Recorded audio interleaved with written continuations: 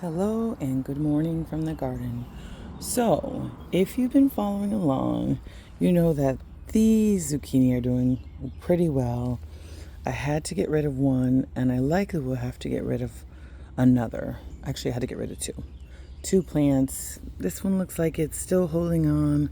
Got a few yellowing leaves here, but if they're still producing, I'm still holding on to them until they're not producing. So I know I live in an area where I'm prone to the squash vine borer.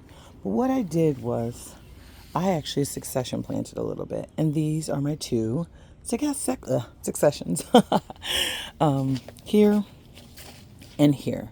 Because I really like zucchini. So my hope is that these plants can keep me in zucchini once these ones that are petering off sort of die out.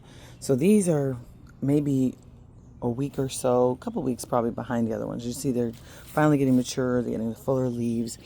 We don't have any, let me see here. We've got a few early signs of preparing to flower. So that's good. So we have these two plants.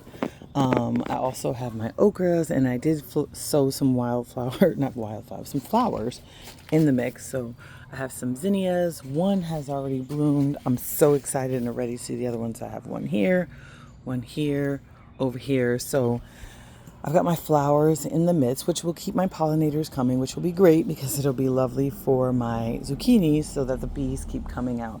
So that's my goal, is just to keep the bees and the pollinators coming so that these get pollinated, and hopefully the additional sort of succession planning is going to work out and the squash vine borer doesn't destroy what I already have. So that's the plan. It's a very, very cloudy day today, so my expectation is that it'll rain. I do have this bed with sweet potatoes. It's got some probably leftover potatoes that I didn't harvest another time.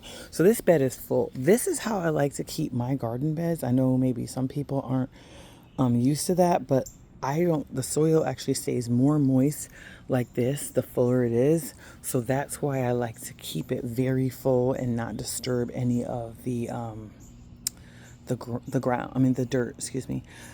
So as you can see, we have a very very nice and full, sorry, butternut squash. I'm hopeful that it gets to full maturity. I know I almost had one to maturity.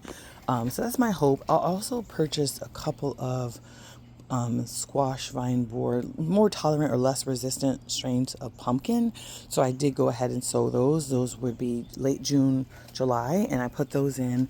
So we'll probably start seeing those pop up as I actually sowed some here. So as we see space free up, hopefully we'll see things backfill. Like I said, I hate to see spaces in the garden. I really like to see it just like this, where it's full and thriving and there's not spaces and there's some a lot of different things happening and going on. So that makes me happy when it's like this.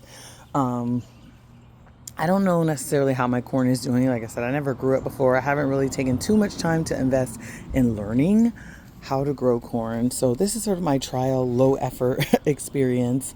So that's what I did. And then whenever I'm done with any of my green scallions, I just go ahead and plant the base right out here. I water it in, and in a few days I have more green scallions.